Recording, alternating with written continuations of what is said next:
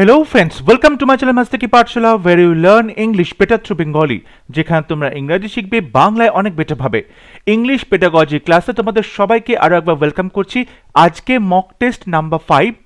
Mock টেস্টের এই সিরিজটি যে সমস্ত বন্ধুরা সিটেট এবং প্রাইমারি টেট পরীক্ষার জন্য প্রিপারেশন নিচ্ছে তাদের ক্ষেত্রে খুবই উপকারী হবে, কারণ এই মক টেস্টের মাধ্যমে তোমাদের পুরো সিলেবাসটা কভার করা হচ্ছে এবং তোমাদের সিলেবাসে তোমাদের প্রিপারেশনে কোথায় কি প্রবলেম রয়েছে, তোমরা কোথায় তোমাদের প্রিপারেশনটা ঘাটতি রয়েছে সেই জিনিসগুলো বুঝতে পারবে মক টেস্টের মাধ্যমে।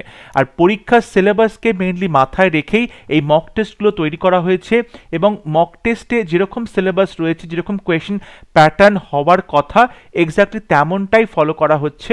তো আমি আশা করব মক টেস্টগুলো সলভ করলে পরীক্ষাতে কীরকম প্রশ্ন আসতে পারে, পরীক্ষার সিচুয়েশনে কিভাবে তোমরা আনসার করবে, এই সমস্ত বিষয়টাও তোমাদের প্র্যাকটিস হয়ে যাবে।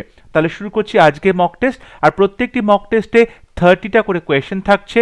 তোমরা অবশ্যই এই মক টেস্টটা বাড়িতে সলভ করো এবং আমাকে কমেন্টে লিখে জানাও আউট অফ 30 তোমরা কতগুলো প্রশ্নের সঠিক উত্তর দিতে পারছো। First question: a teacher asks the students to read the text for the information and create their own interpretation beyond the literal level. Which sub-skill is she practicing in the class? একজন teacher তার স্টুডেন্টদেরকে বললেন একটি text পড়তে কিছু ইনফরমেশনের জন্য এবং বললেন এই ইনফরমেশন যেগুলো লেখা রয়েছে লিটারাল লেভেল সেটা ছাড়িয়ে তোমরা নিজেরা তোমাদের নিজেদের ইন্টারপ্রিটেশন, নিজেদের যে ব্যাখ্যা সেটা তৈরি করো। অর্থাৎ যে টেক্সটটা পড়ছো, ইনফরমেশনগুলো পড়লে সেই ইনফরমেশনের বাইরে কি বলতে চাওয়া হচ্ছে, সেই যে আক্ষরিক অর্থ নয় তার অন্তর্নিহিত অর্থটা নিজেদের ভাষায় প্রকাশ করতে হবে। এখানে কোন স্কিলের কথা বলা হচ্ছে? Predicting, inferring, summarising, paraphrasing. দেখো, প্রেডিক্ট করা মানে হচ্ছে ভবিষ্যতে কি হতে চলেছে বা টেক্সটে এর পরে কি কি ঘটনা ঘটতে চলেছে সেটা একটা প্রেডিক্ট করা, ভবিষ্যৎবাণী করা, এটা সঠিক উত্তর হবে না। সামারাইজ করা মানে সংক্ষিপ্ত আকারে বলা, যে ঘটনাটা রয়েছে বা টেক্সটে যা বলছে সেটা তুমি সংক্ষিপ্ত আকারে বললে, সেটাও কিন্তু এখানে বলা হচ্ছে না। প্যারাফ্রেজিং, প্যারাফ্রেজিং হচ্ছে তুমি একটা কোনো টেক্সট পড়লে, কোনো একটা প্যারাগ্রাফ পড়লে, প্যারাগ্রাফটা পড়ার পরে সেটাকে তুমি নিজের ভাষায় লিখছো, এটাও কিন্তু হবে না, কারণ এখানে বলেছে লিটারাল লেভেলের বাইরে গিয়ে কথা বলতে, অর্থাৎ আক্ষরিক যে অর্থটা রয়েছে সেটার পরে অন্তর্নিহিত অর্থ তোমাকে ব্যাখ্যা করতে হবে, সেটা হচ্ছে ইনফারিং। অপশন বি হবে রাইট আনসার। ইনফার করা অর্থাৎ টেক্সটে যে কথাগুলো বলা নেই সেই কথাগুলোকে তুমি নিজের ভাষায় লেখার চেষ্টা করছো, প্রকাশ করার চেষ্টা করছো। সো অপশন বি হবে right answer, inferring. Question number 2, a listening stimulus. Listening উদ্দীপক কি? Presents input to separate groups of students who gather again to share it. Is listening to a good commentary to review it. Enable student to discuss a set of criteria that they prioritize to complete and present the task. Extremely sorry, এখানে option D দেওয়া হয়নি, extremely sorry. Option ডিটা আমি এখন বলে দিচ্ছি। এটা হচ্ছে gives an information gap activity. gives an information gap activity যেমন হচ্ছে such as, ধরো তুমি কাউকে কোনো ডিরেকশন দিচ্ছ, giving directions। দেখো এখানে যেটা বলছে লিসেনিং স্টিমুলাস, তুমি শুনছো যে উদ্দীপক, শুনছো উদ্দীপক এমন একটা অ্যাক্টিভিটি, সেটা হচ্ছে অপশন ডি। অর্থাৎ তোমাকে কিছু ইনফরমেশন গ্যাপ দেওয়া হচ্ছে অ্যাক্টিভিটি, যেখানে তোমাকে ডিরেকশন দেওয়া হচ্ছে এবং তুমি সেই ডিরেকশনটা শুনছো, শোনার পরে তুমি বোঝার চেষ্টা করছো তোমাকে কি করতে বলা হচ্ছে বা কি কি বিষয় তোমাকে ডিরেকশন দেওয়া হচ্ছে। এটা হচ্ছে একটা লিসেনিং স্টিমুলাস, ঠিক আছে? তুমি যে শুনছো এবং তার সাথে সাথে একটা উদ্দীপনেরও কাজ করছে, তোমাকে বিষয়টা নিয়ে ভাবতে হচ্ছে যে কোন ডিরেকশন দেওয়া হচ্ছে, সেই ডিরেকশনের মধ্যে কি কি গ্যাপ রয়েছে সেগুলো তোমাকে ফিল আপ করতে হবে। এটা হচ্ছে তোমার একটা listening stimulus. So option D হবে right answer. Question number 3, extensive reading is. Extensive reading বলতে কি বোঝায়? Reading for facts, reading to write, reading for pleasure and overall understanding of the text, reading in detail every word and idea for deep understanding. যেটা বলা হচ্ছে প্রত্যেকটা শব্দ ডিটেলে পড়বে এবং তুমি আন্ডারস্ট্যান্ডিংয়ের জন্য আইডিয়াগুলো খুঁজবে, স্পেশাল ইনফরমেশন খুঁজবে, সেটা কিন্তু ইন্টেন্সিভ রিডিংয়ে হয়, সেটা ইন্টেন্সিভ রিডিংয়ে হয়। তাই সঠিক উত্তর ডি হবে না, অপশন সিতে রয়েছে reading for pleasure and overall understanding. এই যে ওভারঅল আন্ডারস্ট্যান্ডিং অর্থাৎ পুরো বিষয়টা সম্পর্কে তুমি জানার চেষ্টা করছো, সেটাকেই বলা হচ্ছে extensive reading. So option C হবে সঠিক উত্তর। যখন তুমি পুরো টেক্সটটা পড়ছো এবং একটা ওভারঅল আইডিয়া পাওয়ার চেষ্টা করছো, সেটাকেই বলা হয় এক্সটেন্সিভ রিডিং। সো সঠিক উত্তর হবে option C. Question number 4, remedial teaching. Remedial টিচিংটা কি করে? Option A, fills the gap that creeps into a people's learning. লোকজন বা ছাত্ররা যারা পড়াশোনা করছে, শেখার চেষ্টা করছে, তাদের মধ্যে একটা গ্যাপ তৈরি হয়, অর্থাৎ তারা বুঝতে পারছে কি বুঝতে পারছে না, এটা একটা গ্যাপ তৈরি হচ্ছে। Rectifies the concepts which have been misunderstood. যে সমস্ত কনসেপ্টগুলো বা লেসনগুলো ক্লাসে ঠিক করে বুঝতে পারেনি, সেগুলোকে রেকটিফাই করা, সেগুলোকে সংশোধন করে দেওয়া হচ্ছে। Option C, help in retaining homogeneity in the class. ক্লাসে একটা সাম্য বজায় রাখা হচ্ছে, অর্থাৎ যে সমস্ত স্টুডেন্টগুলো পিছিয়ে পড়ছে, তারা তো লার্নিং যে অবজেক্টিভস সেটা অ্যাচিভ করতে পারছে না, সেই জন্য তাদেরকে যখন রেমিডিয়াল টিচিং দেওয়া হয়, তখন কি করা হয়, ওই গ্যাপটা ফিল আপ করে তারা অন্যান্য যারা লার্নিংটা বুঝতে পারছে তাদের সাথে সমান পজিশনে চলে আসে এবং তারাও কিন্তু লেসনটা বুঝতে পারে, অ্যাচিভমেন্টটা একই রকম হয়। সেই জন্য বলা হচ্ছে হোমোজিনিটি বজায় থাকে, এবং সেই জন্য বলা হচ্ছে ক্লাসে একটা সাম্যতা বজায় থাকে। এবং অপশনটি অল অফ দি অ্যাবাভ, সঠিক উত্তর হবে option D, all of the above. Question number 5, formative assessments are conducted. Formative অ্যাসেসমেন্টটা কন্ডাক্ট করা হয় কখন? All through the course, at the beginning of a lesson, at the end of the term, at the end of the session. সঠিক উত্তর হবে option A, all through the course. অর্থাৎ formative ইভ্যালুয়েশনটা হচ্ছে যখন কোর্স চলছে, লার্নিং প্রসিডিওরটা চলছে, সেই লার্নিং প্রসিডিওর চলার মধ্যে কিন্তু ফরম্যাটিভ অ্যাসেসমেন্টটা হতে থাকে। সো অপশন এ হবে right answer. Question number 6, questions on comprehension test the learners ability of. Questions on comprehension, comprehension নিয়ে যে সমস্ত প্রশ্নগুলো করা হয়, সেটা লার্নারের কোন অ্যাবিলিটিকে টেস্ট করে? Understanding, vocabulary, speaking, writing. সঠিক উত্তর হবে অপশন ডি, রাইটিং। অর্থাৎ লার্নারের যে অ্যাবিলিটি রাইটিং, লেখার ক্ষেত্রে যে অপশনটা দরকার রাইটিং, সেটার জন্য কিন্তু এই কোয়েশ্চেন্স অন কম্প্রিহেনশন, কতটা বুঝতে পারছে, এই কোয়েশ্চেনগুলো ইম্পর্টেন্ট রাইটিংয়ের ক্ষেত্রে। অপশন ডি হবে সঠিক উত্তর। Question number 7, in dash the words are replaced with spaces at regular intervals and the student has to fill these spaces with suitable words. একটা কোনো টেক্সটের মধ্যে বেশ কিছু শব্দ তোমাকে মিসিং করে দেওয়া হয়েছে এবং সেখানে ফিল ইন দি ব্ল্যাঙ্ক করতে হবে এবং তোমাকে টেক্সটটা বুঝে নিয়ে সেখানে সুটেবল ওয়ার্ডস বসাতে হবে। এটাকে কি টেস্ট বলে? Open test, cloze test, speaking test, writing test. সঠিক উত্তরে option B, cloze test. Question number 8, while reading, Chandrayee always points her fingers to fix her concentration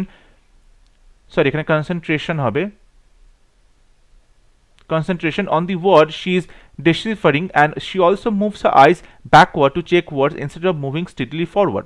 চান্দ্রী নামে এই মেয়েটি যখন কোনো কিছু পড়ে রিডিং এর সময়, সে তার আঙুলটা সেই শব্দের উপরে ফিক্স করে যে শব্দটা সে পড়ার চেষ্টা করছে, এবং সে আর একটা জিনিস করে, সেটা হচ্ছে তার চোখটাকে বারবার আগের শব্দটাতে নিয়ে যায়। মানে যখন আমরা পড়ছি তখন তো চোখটা আমাদের নেক্সট ওয়ার্ডের দিকে থাকবে, কিন্তু চান্দ্রেই ক্ষেত্রে ওর চোখটা সবসময় লাস্ট ওয়ার্ডের দিকে থাকে, যে ওয়ার্ডগুলো পড়া হয়ে গেছে সেই দিকে তার চোখ থাকে এবং সেটা পড়ে পড়ে সে মানে বোঝার চেষ্টা করে। This example is related to which of the following faulty reading habit. এই এক্সাম্পলটা রিডিং হ্যাবিটের যে ফল্টসগুলো রয়েছে তার মধ্যে কোনটাতে পড়ে? Subvocalization and regression, subvocalization and finger pointing and regression, none of the above. দেখো, একটা যেটা ভুল সেটা হচ্ছে ফিঙ্গার পয়েন্টিং। তুমি যখন একটা ফিঙ্গারকে একটা শব্দের উপরে তুমি রাখছো এবং সেটাকে কনসেন্ট্রেট করার চেষ্টা করছো, সেটা কিন্তু একটা ভুল। ওকে, সো একটা ফিঙ্গার পয়েন্টিং একটা ভুল, ঠিক আছে। আর একটা ভুল সেটা হচ্ছে তোমার চোখটা যখন বারবার পেছন দিকে যাচ্ছে, অর্থাৎ তুমি যেগুলো পড়ে ফেলেছো সেই শব্দগুলোই বারবার তুমি দেখছো, তুমি আগের শব্দ দেখছো না যেটা পড়তে চলেছো, তার ফলে সেটা কি হচ্ছে, তুমি পিছিয়ে পড়ছো, রিগ্রেশন। সো সঠিক উত্তর হবে অপশন সি, ফিঙ্গার পয়েন্টিংয়ে ভুল হচ্ছে এবং রিগ্রেশনে ভুল হচ্ছে। আর একটা যেটা টার্ম আছে এখানে, সাবভোকালাইজেশন। অনেক সময় কি হয়, যখন আমরা কোনো লেখা পড়ছি তখন আমরা গুনগুন করে আওয়াজ করে পড়ছি, বিড়বিড় করে সাউন্ড করে পড়ছি, এটা কিন্তু কি হয়, একটা সাবভোকালাইজেশন প্রবলেম। এটা অনেক সময় তুমি জোরে জোরে পড়ছো কিংবা তুমি আস্তে আস্তে করে পড়ছো, এই যে পড়ছো এর ফলে তোমার রিডিং স্পিডটা কমে যাচ্ছে, ঠিক আছে। সো এটা হচ্ছে সাবভোকালাইজেশন, এটা সঠিক উত্তর হবে না। Right answer option C, finger pointing and regression. Question number 9, which of the following statements is incorrect? ভুল কোনটা? Aptitude test gives us guidelines to show if a learner has the ability to learn a given subject.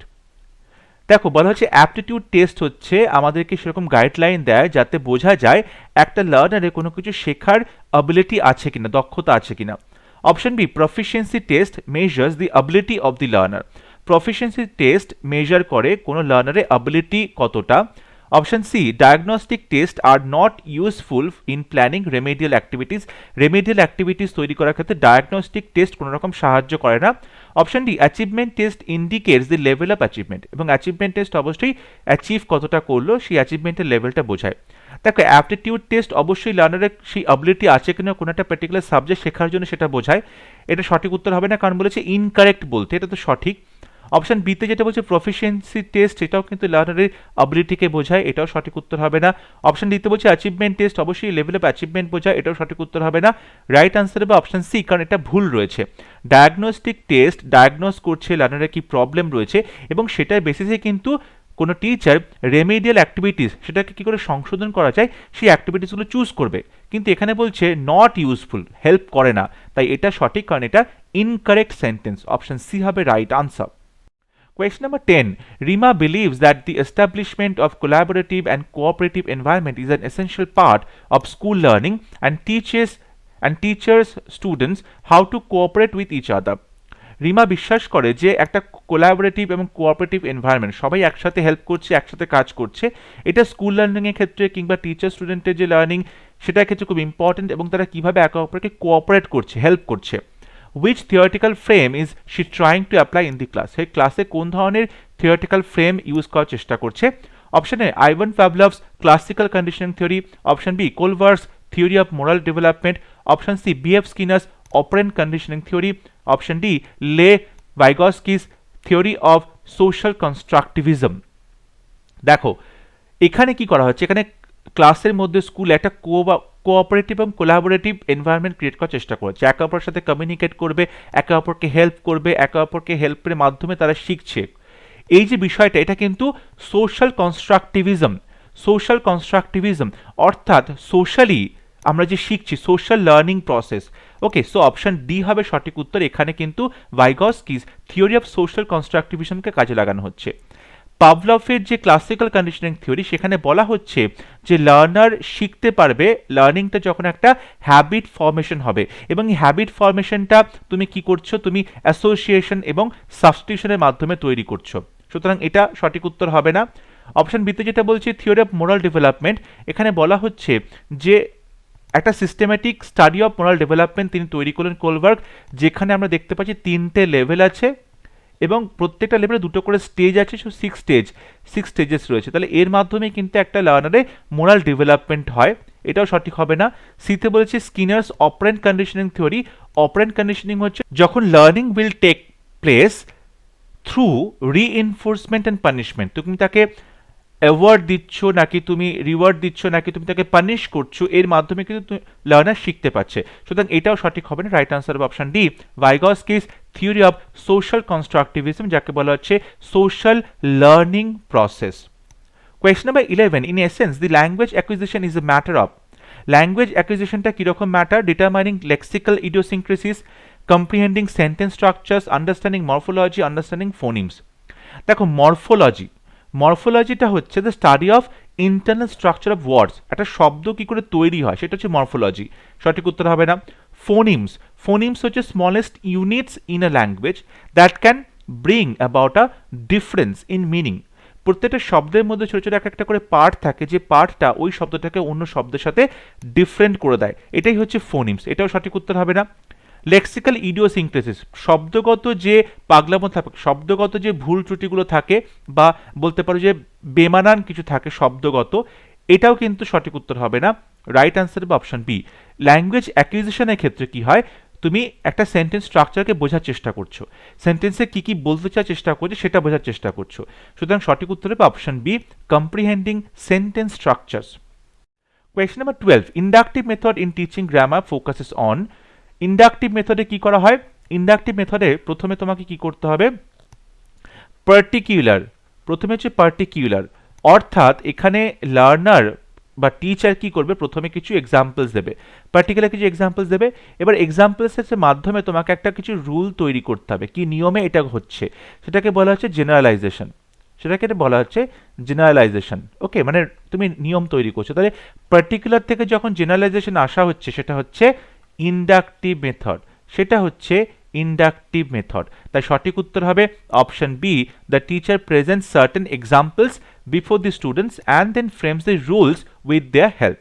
যদি deductive হতো তাহলে তোমার মনে রাখবে DGP, DGP মানে deductive, G মানে জেনারেলাইজেশন, পি মানে পার্টিকুলার। অর্থাৎ তোমাকে এখানে প্রথমে কিছু রুল দিয়ে দেওয়া হবে, তারপর সেটার উপর থেকে তোমাকে এক্সাম্পলস দেওয়া হবে, সেটা হচ্ছে ডিডাকটিভ। কিন্তু ইন্ডাকটিভ ঠিক উল্টো, প্রথমে তোমাকে এক্সাম্পলস দেওয়া হবে, তারপর তোমাকে রুল দেওয়া হবে। সো সঠিক উত্তর হবে অপশন বি।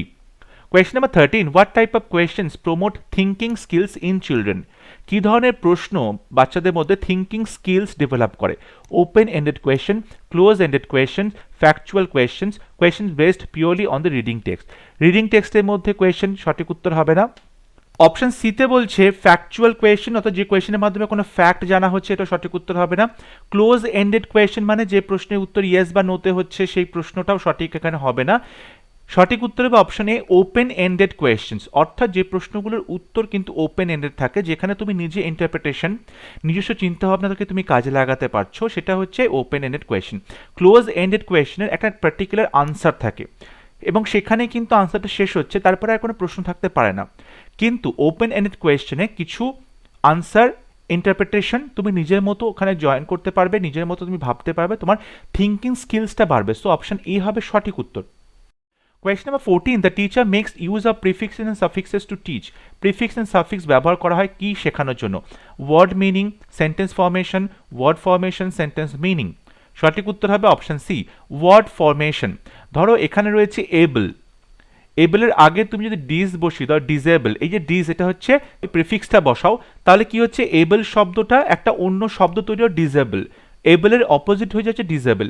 এই প্রিফিক্স এবং সাফিক্স এটা কিন্তু তুমি শব্দ তৈরির ক্ষেত্রে ব্যবহার করছো, অপশন সি হবে right answer. Question number 15. Which of the following is a lexical word? Lexical word বলতে যে শব্দটা নির্দিষ্ট মিনিং আছে, যাকে আমরা বলতে পারি কন্টেন্ট ওয়ার্ড, কন্টেন্ট ওয়ার্ড, ঠিক আছে। Option A principal, option B if, option C some, option D weather. সঠিক উত্তর হবে অপশন এ প্রিন্সিপাল, প্রিন্সিপাল।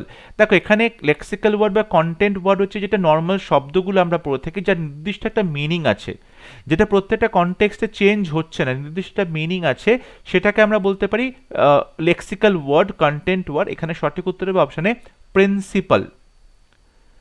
পরবর্তী প্রশ্ন, question number 16. It has been 2 years dash I last saw you. 2 বছর হয়ে গেছে আমি তোমাকে লাস্ট দেখেছিলাম। It has been 2 years since I last saw you. Option B হবে সঠিক উত্তর, since. Question number 17. when the sun rises the fog dash, যখন সূর্য ওঠে তখন ফগটা কি হয়? will disappear, disappears, can disappear, would disappear। সঠিক উত্তর হবে অপশন বি, disappears। এখানে দেখো when the sun rises, যখন সূর্য ওঠে, the fog কি হয়? disappear করে যায়। এটা কিন্তু জেনারেল ফেনোমেনা, কমন ফেনোমেনা, সুতরাং অপশন বি হবে সঠিক উত্তর, disappears। সিম্পল প্রেজেন্ট টেন্স হবে। Question number 18. as a child she dash dream of living in a castle। বাচ্চা যখন ছিল তখন সে স্বপ্ন দেখত যে একটা বড় দুর্গে বসবাস করছে। Is use to will got use to. সঠিক উত্তর হবে option B, use to. She used to dream, অর্থাৎ সে স্বপ্ন দেখত। He use to dream of living, অতীতের একটা অভ্যেস, use to. So option B হবে right answer. Question number 18. Please be as brief as you can, I have other fish to fry. যতটা সম্ভব সংক্ষেপে বলো, কারণ আমার অন্যান্য মাছ আছে ফ্রাই করার জন্য। এই যে আদার ফিশ টু ফ্রাই, এই ইডিয়ামটি অর্থ কি? To cook the food, to take rest, some important work to attend to attend the friends. সঠিক উত্তর হবে অপশন সি, অন্যান্য ইম্পর্টেন্ট কাজ, some important work to attend to. Option C হবে রাইট আনসার। এরপরে প্রশ্ন, read the passage and answer the following questions. Renowned educationist sir Tim Bridgehouse observes that an outstanding school has 4 factors that are visible. Sir Tim Brighouse তিনি মনে করেন যে স্কুলে 4টে factor আছে যেগুলো ভিজিবল, এবং সেটা হচ্ছে খুব আউটস্ট্যান্ডিং স্কুলে এই 4টে ফ্যাক্টর অবশ্যই থাকবে। টিচার্স টক অ্যাবাউট টিচিং, টিচাররা টিচিং এর সম্পর্কে কথা বলে। Teachers observe each others practice, একজন টিচার অন্য টিচারের যে প্র্যাকটিস কিভাবে পড়াচ্ছে এটাকে অবজার্ভ করে। Teachers plan, organise and evaluate their work together, টিচাররা সবাই একসাথে বসে প্ল্যান করে, অর্গানাইজ করে, ইভ্যালুয়েট করে, মূল্যায়ন করে নিজেদের কাজগুলোকে, rather than separately, and that teachers teach each other, এবং টিচাররা একে অপরকে শেখায়, টিচও করে। এই চারটে জিনিস খুব ভিজিবল, এবং সেটা কিন্তু একটা আউটস্ট্যান্ডিং স্কুলে অবশ্যই এই চারটে ফ্যাক্টর থাকতে হবে, খুব বড় একটা ম্যাটার করে এই ফ্যাক্টরগুলো।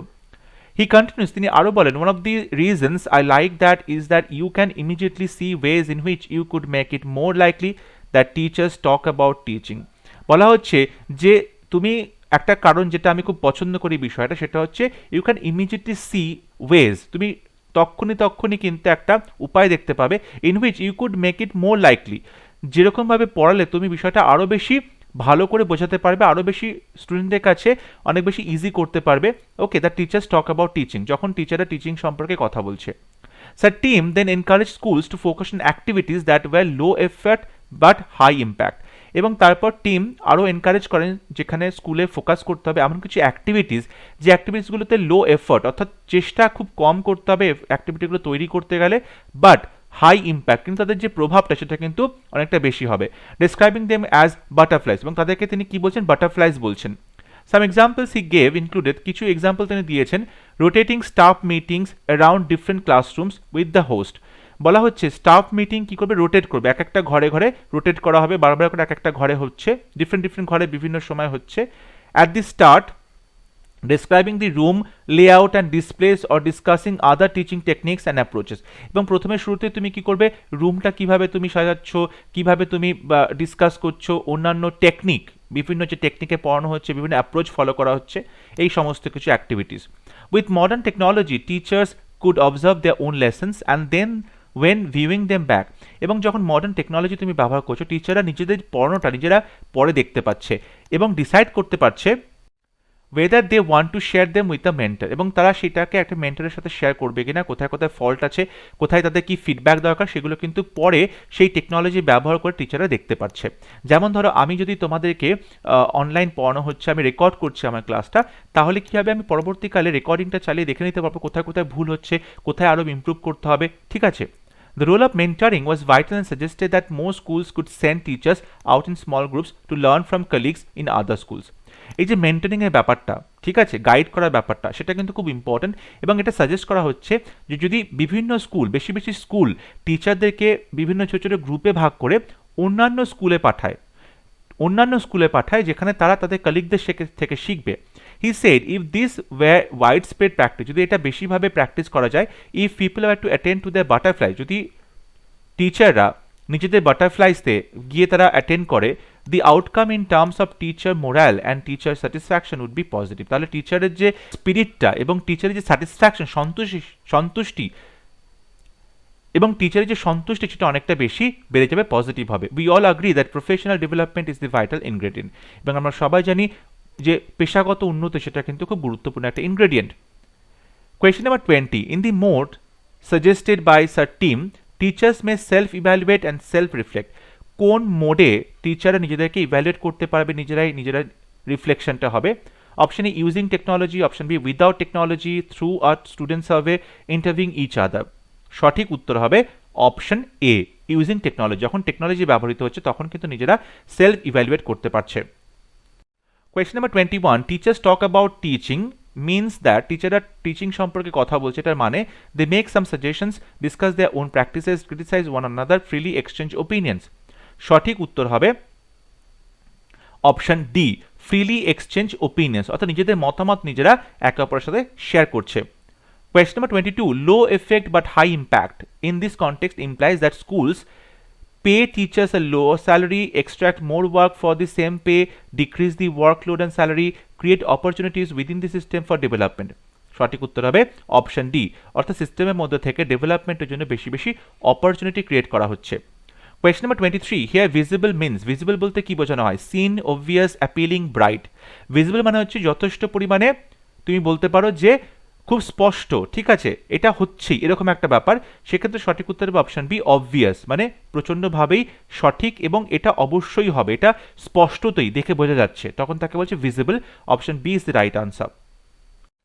Question number 24. Butterflies here refers to butterflies বলতে কি বোঝানো হচ্ছে? The dress code, the practice of staff interaction, changing schools, going to classes in rotation. দেখো যেটা বলা হচ্ছে বাটারফ্লাইজ, এটা সঠিক উত্তর হবে স্টাফ ইন্টারাক্ট যেটা করছে সেই প্র্যাকটিসটাকে বলা হচ্ছে, অর্থাৎ বিভিন্ন স্টাফরা বিভিন্ন কলিগরা বসে যে ইন্টারাকশন করছে একে অপরের সাথে এই প্র্যাকটিসটাকেই বলা হচ্ছে butterflies. Option B is the right answer. পরবর্তী প্রশ্ন, read the passage and answer the following questions. The first detailed description of plastic surgical procedures is found in the clinical text on Indian surgery, the Sushruta Samhita, which incorporates details of surgical tools and operative techniques. বলা হচ্ছে ভারতবর্ষে প্রথম যে plastic surgical procedures, plastic surgery, plastic অপারেশনের কথা আমরা জানতে পারি, প্লাস্টিক সার্জারি সেটা আমরা ডিটেলে জানতে পারি কোথায়? সেটা হচ্ছে সুশ্রুত সংহিতাতে, উইচ ইনকর্পোরেট, যার মধ্যে আমরা দেখতে পাই সমস্ত কিছু রয়েছে। কি কি জিনিস রয়েছে? ইনকর্পোরেটস ডিটেলস অফ সার্জিক্যাল টুলস, অর্থাৎ অপারেশন করার, সার্জারি করার যে বিভিন্ন যন্ত্রপাতি এবং যে টেকনিক, যে পদ্ধতিতে অপারেশন করা হয়, এই সমস্ত কিছু এই সুশ্রুত সংহিতার মধ্যে রয়েছে। Sushruta road based on the lectures of his teacher the famous surgeon king Devdas. Sushruta এই কথাগুলো এই বইতে লিখেছেন এবং সেই কথাগুলো অ্যাকচুয়ালি তার যিনি টিচার তার বিভিন্ন লেকচার্স, এবং তার টিচার ছিলেন বিখ্যাত শল্য চিকিৎসক সার্জন রাজা দেবদাস। অর্থাৎ রাজা দেবদাস তিনি যে বক্তৃতাগুলো দিয়েছিলেন, তিনি ছিলেন একজন ফেমাস সার্জন রাজা, এবং তার বক্তৃতাগুলোই সুশ্রুত পরবর্তীকালে সুশ্রুত সংহিতাতে লিখে গেছে। He taught his pupils to try their knives first on natural as well as artificial objects resembling diseased parts of the body before undertaking the actual operations. তিনি তার ছাত্রদেরকে বলেছেন যে তারা যখন প্রথমে অপারেশন করবে, ছুরি কাঁচি চালাবে, তখন তারা কি করবে? একটা ন্যাচারাল কিংবা আর্টিফিশিয়াল কোনো জিনিস যেটা দেখতে কমপ্লিটলি সেই বডি পার্টসের মতো, যে বডি পার্টসে অপারেশনটা করা হবে। তাহলে প্রথমে ধরো কারোর হাতে প্রবলেম হয়েছে, হাতে অপারেশন করতে হবে, কি করতে হবে? হাতের মতো দেখতে কোনো ন্যাচারাল অবজেক্ট কিংবা আর্টিফিশিয়াল কোনো একটা বস্তু নিতে হবে যেটা হাতের মতো দেখতে, এবং প্রথমে সেই যে আর্টিফিশিয়াল বস্তু তার ওপরে অপারেশনটা করতে হবে, প্র্যাকটিস করতে হবে, তারপরে তুমি অ্যাকচুয়াল অপারেশনটা করবে। It is interesting to note that modern surgery stresses so much upon simulation, models and cadaver training before actual performance to increase and improve patient safety. এবং সত্যি খুব ইন্টারেস্টিং ব্যাপার যে বর্তমানে যে সার্জারি রয়েছে, বর্তমানে যে শল্য চিকিৎসা রয়েছে, সেটা কিন্তু জোর দেয় সো মাচ, অনেক বেশি জোর দেয় আপন সিমুলেশন, অর্থাৎ কৃত্রিম একটা পরিবেশ, মডেল, বিভিন্ন রকমের মডেলের ওপরে, অ্যান্ড ক্যাডাভার ট্রেনিং, অর্থাৎ মৃতদেহকে যে পরীক্ষা নিরীক্ষা করা হয়। তাহলে দেখা যাচ্ছে সুশ্রুত যেটা আগে বলে গেছিলেন দেবদাস, যে প্রথমে যখন অপারেশন করা হবে তার আগে কৃত্রিমভাবে তৈরি করা কোনো বডি পার্টস, সেই বডি পার্টসের উপর অপারেশনটা করতে হবে, করে তারপরে অ্যাকচুয়াল অপারেশন করতে হবে। এখনও কিন্তু সেটাই বলা হয় যে কৃত্রিম একটা পরিবেশ সৃষ্টি করা, কৃত্রিম যে মডেল সেগুলো তৈরি করা, কিংবা মৃতদেহকে পরীক্ষা নিরীক্ষা করা হচ্ছে before actual performance to increase, এবং অ্যাকচুয়াল যে অপারেশন সেটা করার আগে এইগুলো ট্রেনিংগুলো হচ্ছে। কেন হচ্ছে?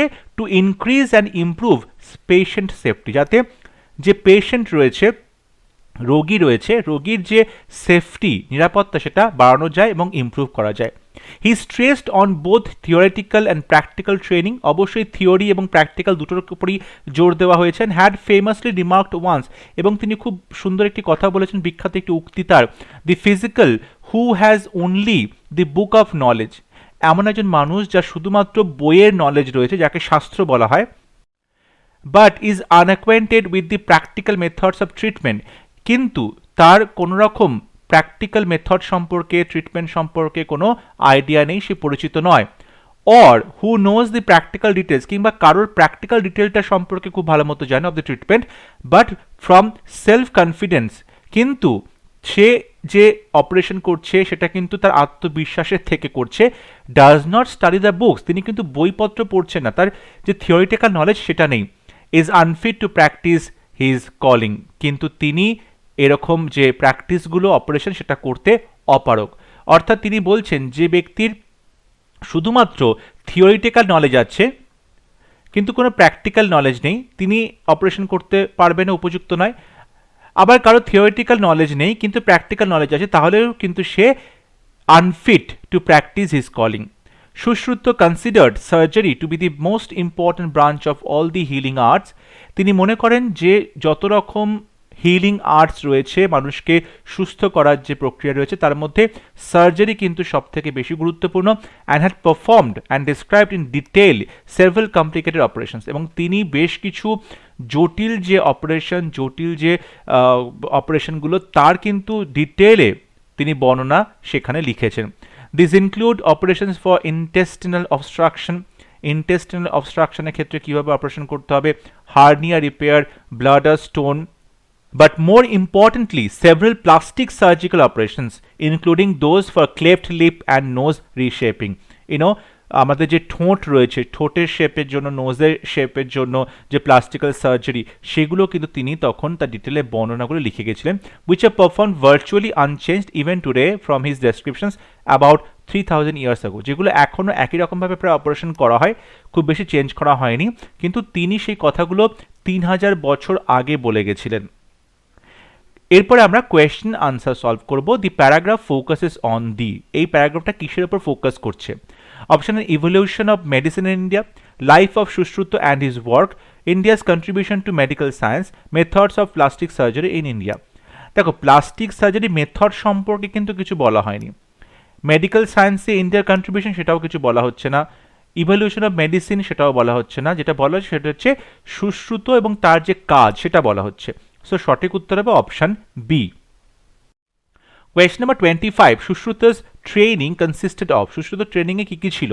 Acquiring complete theoretical knowledge, apprenticeship under a guru, practice on subjects similar to human body parts, focusing on non surgical procedures.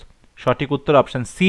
তিনি বলেছিলেন হিউম্যান বডি পার্টস, যে হিউম্যান বডি পার্টসের উপরে অপারেশন করা হবে ঠিক একই রকম একটা বডি পার্টস, সেটা কিন্তু বলতে পারো যে আর্টিফিশিয়াল বডি পার্টস, সেটা নিয়ে তার উপরে প্রথমে পরীক্ষা করতে হবে, তারপরে তুমি আসলে অপারেশনটা করবে। সো সঠিক উত্তর হবে option C. Question number 26, the passage gives us details about, প্যাসেজে আমরা কি সম্পর্কে ডিটেলে জানতে পারি? Option A how to perform certain types of surgery, how to become a good surgeon, how surgery can replace other treatments, how patients, sorry এখানে how হবে, how patients have to be treated after surgery. Right answer will be option A. তিনি বলেছেন যে certain types of surgery কী করে perform করতে হবে, কী কী ধরনের surgery কীরকমভাবে পারফর্ম করতে হবে সেটা বলা আছে। সো সঠিক উত্তর হবে option A. Question number 27, an antonym of the word complicated, complicated মানে হচ্ছে জটিল, কমপ্লেক্স, ঠিক আছে? এটাই বলেছে অ্যান্টোনিম কী হবে। Option A facile, option C stressful, option B unknown, option D ignorance. দেখো, কমপ্লিকেটেড তার অপোজিট ফ্যাসাইল, অর্থাৎ এটা হচ্ছে কমপ্লিকেশনটা এড়ানো হচ্ছে, কমপ্লিকেশনটা এড়ানো হচ্ছে সুপারফিশিয়াল। সঠিক উত্তর হবে option A. Question number 28, the closest meaning of the word undertaking is, undertaking কথাটার সিনোনিম কি হবে?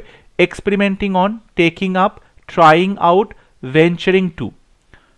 So the right answer will be option C, trying out. অর্থাৎ বলা হচ্ছে এখানে যে অপারেশন, আসল অপারেশনটা করার আগে অন্য অপারেশন অর্থাৎ আর্টিফিশিয়াল জিনিসের উপর অপারেশন করতে বলা হচ্ছে, অর্থাৎ ট্রাই আউট করতে বলা হচ্ছে। সো সঠিক উত্তর হবে option C, trying out. Question number 29, the personal quality which Sushruta warns against is, যে কোয়ালিটিটা সুশ্রুত সবাইকে ওয়ার্ন করেছে, বারণ করেছে, সাবধান করেছিল, সেটা কোনটা? Arrogance, cowardish, rudeness, ignorance. সঠিক উত্তর হবে অপশন ডি, ইগনোরেন্স, অজ্ঞতা। অজ্ঞতাকে তিনি কিন্তু, অজ্ঞতার বিরুদ্ধে তিনি সবাইকে সচেতন করেছেন। Question number 30, the writer's objective here is to, লেখকের অবজেক্টিভটা কি?